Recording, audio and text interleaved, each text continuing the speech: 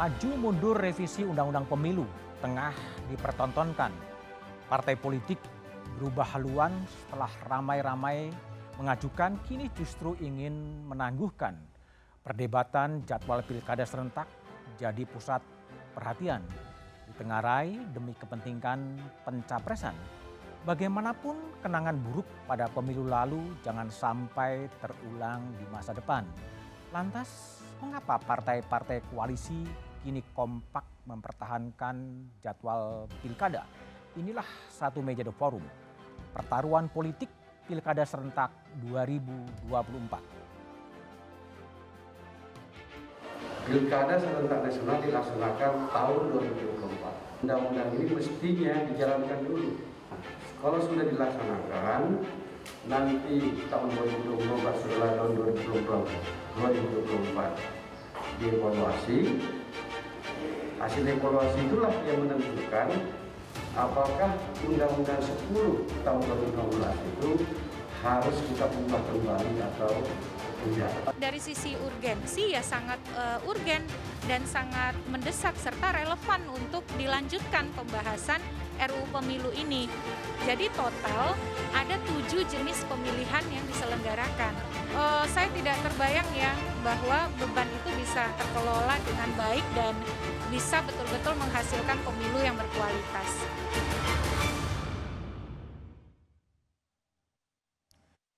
Telah hadir bersama saya sejumlah narasumber melalui sambungan Zoom. Mas Jarod Saiful Hidayat, Ketua DPP PDI Perjuangan. Selamat malam, Mas Jarod. Selamat malam, Mas Budiman. Kemudian ada Maman Abdurrahman, Kepala Bapilu Partai Golkar. Selamat malam, Mas Maman. Hormat dan salam sehat selalu. Iya, kemudian ada Mbak Andi Nurpati, politisi Partai Demokrat. Malam, Mbak Andi Selamat malam, Nurpati. Assalamualaikum. Waalaikumsalam. Dan kemudian ada pengamat politik dari Lembaga Ilmu Pengetahuan Indonesia, Profesor Siti Zuhro. Malam, Mbak Wiwi. Selamat malam, Mas Budiman. Ya, sebelum kita mulai diskusi dengan sejumlah narasumber, kita coba lihat terlebih dahulu bagaimana tarik ulur, maju, mundur soal revisi Undang-Undang Pemilu. Kita coba tampilkan. Di November 2020, seluruh fraksi DPR sepakat mengusulkan revisi Undang-Undang Pemilu masuk program legislasi nasional 2021. Memang ada sejumlah hal krusial yaitu pilkada serentak apakah di 2022 atau 2023. Dan kemudian ada juga isu soal ambang batas pemilihan presiden dan ambang batas parlemen. Tapi kemudian di Januari 2021 peta dukungan berubah. Partai yang mendukung pilkada 2022 dan 2023 ada Golkar, ada Nasdem, ada Demokrat dan PKS. Tapi ada juga partai yang menolak ya, PDIP, Gerindra, PKB, PAN dan P3 termasuk partai yang menolak. Tetap di Januari 2021 Presiden kemudian bertemu dengan sejumlah mantan juru bicara tim kampanye nasional di pemilu 2019. Kemudian Presiden menyampaikan sikap pemerintah bahwa tidak setuju ada revisi Undang-Undang Pemilu karena era pandemi dan krisis ekonomi yang sedang dihadapi. Kemudian juga pilkada tetap di 2024, tidak dinormalisasi menjadi 2022 dan 2023 seperti yang banyak disuarakan. Kemudian di Februari 2021 partai-partai koalisi pemerintah kompak menyatakan menolak revisi Undang-Undang Pemilu. Termasuk juga Partai Golkar dan Nasdem berubah sikap dan kemudian selaras dengan sikap dari pemerintah menyatakan menolak revisi Undang-Undang Pemilu termasuk juga menolak normalisasi pilkada ke 2022 dan 2023. Ya, dan kemudian akan saya tanyakan kepada Maman Abdurrahman. Ini sebetulnya ada apa, Mas Maman, ketika Golkar pada awalnya sepakat ada revisi Undang-Undang Pemilu, kemudian sekarang KUR dan kemudian ikut menolak revisi Undang-Undang Pemilu. Apa yang sebenarnya terjadi? Pertama saya harus sampaikan begini Mas, bahwa di internal kami Partai Golkar memang kita terbagi menjadi dua pendapat ya. Bahwa ada satu yang memang mendukung revisi Undang-Undang Pemilu, ada satu kelompok lagi yang memang mendukung untuk lanjut saja dulu kita coba di 2024. Karena melihat dan menilai bahwa undang-undang ini kan baru disahkan di tahun 2016. Nah, artinya kita belum bisa memutuskan bahwa apakah undang-undang ini sudah berhasil ataupun tidak karena belum diuji coba. Artinya memang ada dua kelompok atau itu memang yang terkait RUU tersebut. Ya bagi saya itu ada sebuah proses dinamika yang sangat wajar dan biasa-biasa saja terjadi di dalam setiap partai karena masing-masing ada yang pro maupun kontra. Namun pada akhirnya memang setelah melakukan hitung-hitungan kalkulasi politik jangka panjang dengan melihat berbagai macam pertimbangan, akhirnya kami dari Partai Golkar tetap mendorong agar ini diuji coba terlebih dahulu, bahwa undang-undang ini kita jalankan saja terlebih dahulu, sambil nanti pasca 2024 kita evaluasi kembali. Itu Mas, kurang lebih. Perubahan sikap politik Partai Golkar, Mas Maman, perubahan sikap politik Partai Golkar berbarengan dengan perubahan sikap politik dari Nasdem yang disampaikan oleh Ketua Umum Nasdem Pak Surya Paloh. Ini memang koinsidensi begitu atau memang sebetulnya sudah ada agreement di awal? Begini, namanya politik itu kan pasti dinamis, Mas. Setiap situasi dan kondisi pasti semua akan itu sangat dinamis berjalan. Dinamis ya. Bahwa ini dibilang koinsiden atau tidak koinsiden, saya pikir pasti ada korelasinya terhadap 2024. Karena kenapa yang lawang namanya aja RUU Pemilu ya, Undang-Undang Pemilu ya pasti semuanya berkait dengan pemilihan umum. Tidak ada satupun dasar pemikiran setiap partai mempertimbangkan untuk revisi ataupun tidak revisi, bukan untuk kepentingan 2024. Jadi apapun yang diambil oleh semua partai hari ini, baik itu partai pendukung pemerintah ataupun bukan pendukung pemerintah, pasti. Kak Maman, kalau saya pertajam lagi pertanyaan saya adalah apakah dinamika politik perubahan sikap Partai Golkar dan Nasdem itu terjadi setelah Presiden Jokowi kemudian bertemu dengan sejumlah ex-jubir dari tim kampanye nasional di pemilu 2019, kemudian dinamika politik terjadi dan berubah posisi atau gimana?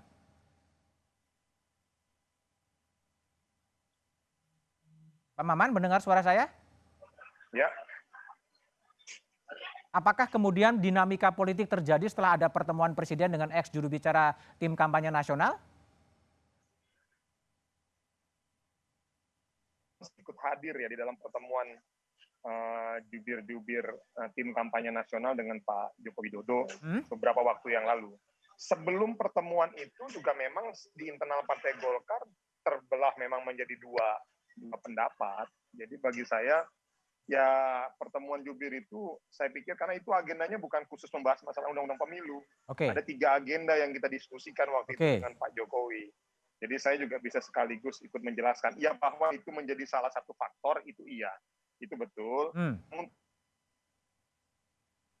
Karena perdebatan mengenai kita dorong revisi atau tidak revisi sudah terjadi jauh sebelum pertemuan dengan jubir dengan Pak Jokowi waktu itu. Diskusi-diskusi ini pun memang sudah terbangun memang dari sebelumnya antara Pak Jokowi dengan Pak Erlangga Hartarto sebagai ketua umum, antara kita di internal partai, kita dengan partai-partai lain. Namanya ini kan dinamika ya. Dinamika ya. Tapi gini, kalau pertanyaan saya gini, apakah dinamika politik, perubahan sikap politik itu karena ada isu reshuffle yang dihembuskan? Saya pikir terlalu jauh ya. Terlalu jauh ya? Korelasinya saya pikir nggak ada, Mas. Nggak ada ya? Apa hubungannya antara undang-undang pemilu dengan reshuffle? Nggak ada juga ya? kemarin kan baru habis reshuffle. Saya pikir terlalu naif kalau misalnya dan saya pikir terlalu naif ya kalau misalnya kemarin Pak Jokowi beberapa waktu yang lalu kan baru habis reshuffle kabinet. Kok sekarang tiba-tiba mau reshuffle lagi? Saya pikir itu terlalu inilah. Terlalu jauh spekulasinya ya? Baik. Tapi sekarang Golkar firm ya, artinya menolak revisi undang-undang pemilu ya, Mas Maman ya? Ya, bukan menolak, Mas. Apa? Gini, saya ingin sampaikan terlebih dulu bahwa Undang-Undang Pemilu nomor 10 tahun 2016 ini itu sudah disahkan di tahun 2016. Belum 100% kita exercise. Artinya Mas, harapan kita exercise dulu di 2024, nanti baru kita lihat evaluasinya. Jadi artinya ini belum, jadi memang sampai hari ini bahwa memang ada usulan untuk melakukan revisi dan tidak revisi, bagi saya masuknya bukan masalah penolakan. Jadi memang ini kita dorong dulu lah. Ini biar ini diuji coba dulu. Oke. Ditambah lagi memang ada dasar-dasar pertimbangan yang lain selain hanya sekedar urusan politik, apa pertimbangan ekonomi dan Oke. kondisi situasi pandemi. Pandemi, oke, baik. Kita kan ingat beberapa waktu yang lalu publik kan banyak sekali mendorong pemerintah untuk jangan dulu buat pilkada. Oke. Nah, tapi karena sudah kadung di ujung pilkadanya. Kadang di Desember 2019 jalan dulu lah ya, tapi yang lain nggak usah, kira-kira gitu ya. Iya. Oke, baik. Nah, Saya pindah ke Mas Jarod. Mas Jarod, fraksi PDIP awalnya juga setuju revisi Undang-Undang Pemilu, ya, tetapi tidak setuju dengan pilkada yang diajukan dinormalisasi ke 2022 dan 2023. Kalau sekarang sikap politik PDIP terhadap revisi Undang-Undang Pemilu ini gimana, Mas Jarod? Ya, terima kasih. Begini, saya di samping Ketua DPP PD Perjuangan, juga sebagai anggota Komisi 2 DPR RI. Ya. Jadi saya mengikuti proses ini. Memang betul, bulan November itu di Komisi 2 diangkat, dibahas tentang Undang-Undang Pemilu. PD Perjuangan melakukan evaluasi, kajian secara mendalam terhadap Undang-Undang Pemilu ini. Ada 2 undang-undang, yaitu Undang-Undang Nomor 10 2016 tentang Pilkada dan Undang-Undang Nomor 7 tahun 2017 tentang Pemilu. Kita membahas secara tuntas. Dan dari hasil pembahasan kita di fraksi maupun di DPP partai, ya, kita mengambil satu sikap bahwa Undang-Undang Nomor 10 tahun 2016 itu tetap ya kita laksanakan secara dilaksanakan. Ya. Karena pertimbangannya adalah undang-undang ini tentu sudah dirumuskan pada tahun 2014-2015 ya dengan kajian-kajian yang sangat mendalam. Baik dari aspek filosofis, aspek konstitusi, aspek ekonomi, politik dan sebagainya. Sehingga kita berkesimpulan bahwa keserentakan pilkada itu harus kita lanjutkan. Dimulai sejak tahun 2015. Ada 269 pilkada. Jalan dengan baik. Kemudian diserentakkan tahun 2017. Nah, ini saya ikut. Ada 171 kalau nggak 101 pilkada. Dan pada saat pilkada 2017 dan 2018, saya sebagai peserta pilkada waktu itu sudah mengetahui bahwa 2022 dan 2023 itu tidak ada pilkada. Karena gelombang berikutnya adalah 2024. Jadi kita konsisten melaksanakan ini sambil kita mengevaluasi. Yang mengevaluasi siapa, Mas Jarod? Kami di DPR mengevaluasi penyelenggaraannya. Sudah. Sudah kita evaluasi penyelenggara kepada KPU. Komisi 2 sekarang fokus untuk mengevaluasi pelaksanaan pilkada tahun 2020 di masa pandemi. Dan hasil evaluasi kita ini bisa berjalan dengan baik meskipun di masa pandemi. Nggak ada masalah ya? Kekhawatiran ada klaster baru pasca pilkada ini tidak sepenuhnya terbukti. Baik. Saya ke Mbak Andi Nurpati. Mbak Andi Nurpati, jadi posisi Demokrat sekarang gimana? Akan tetap ngotot memperjuangkan revisi Undang-Undang Pemilu atau udahlah semuanya bergabung ke gerbong di 2024? Dari awal sampai sekarang Partai Demokrat masih berada pada posisi memperjuangkan untuk dilakukan revisi Undang-Undang Pilkada, yaitu Undang-Undang Nomor 10 tahun 2016. Di mana kita melihat salah satu reasoningnya adalah pelaksanaan pilkada serentak pemilu legislatif dan pemilu presiden tahun 2019. Kita sama-sama tahu bahwa kurang lebih 800-an penyelenggara pemilu legislatif dan pemilu presiden serentak itu meninggal. Ya. Nah, ini salah satu yang kita pertimbangkan, apalagi kalau ditambah lagi satu jenis pemilu yaitu pilkada serentak nasional seluruh Indonesia, bukan perkara kecil. Baru-baru ini 2020 kan pilkada 270. Ya. Jadi kekhawatirannya lebih kepada potensi pengalaman historik di pilkada yang 2019 ya? Itu salah satu. Masih banyak faktor lainnya yang harus dipertimbangkan. Apakah partai koalisi pemerintah sudah mensimulasi itu tahapan-tahapan pemilu legislatif, pilpres serentak dengan pilkada ya? Kalau kita lihat misalnya dari tahapannya, pemilu legislatif dan pilpres itu sudah mulai tahun 2017 2023. Oke. Ya, awal 2023 itu sudah mulai pendaftaran partai politik, verifikasi dan lain-lain sampai pencalekan. Coblosnya itu April 2024. Termasuk Pilpres serentak di situ. Teknis ya ini ya, masuk ke teknis penyelenggaraan ya. Tapi sangat penting menurut saya. Kenapa saya ungkapkan ini? Karena ini menyangkut kerja semua pihak, bukan hanya KPU Bawaslu, tetapi juga partai politik dan calon-calon. Kita bisa bayangkan November 2024 itu coblos atau hari pemungutan suara bagi pilkada serentak seluruh Indonesia. Jadi beririsan tahapannya itu dengan pemilu presiden. Dengan pemilu legislatif dan presiden. Apabila ada putaran kedua Pilpres, maka itu hari hanya jatuh pada bulan Juli. Bulan Juli 2024 itu pendaftaran calon kepala daerah. Nah, kebayang nggak sih kerja-kerja partai politik harus menyiapkan rekomendasi pendaftaran di daerah, kemudian juga menyiapkan verifikasi partai politik, kemudian caleg, kampanye caleg, pilpres tingkat. Ini sebuah, kalau saya misalkan noisy demokrasi yang terjadi 2024 itu adalah sesuatu yang patut tanda kutip untuk dipertimbangkan. Yang lain lagi sebetulnya revisi undang-undang. Baik, sebentar Mbak Andi, nanti saya akan masuk ke sana, tapi saya pindah ke Mbak Wiwi dulu, Mbak Siti Zuhro.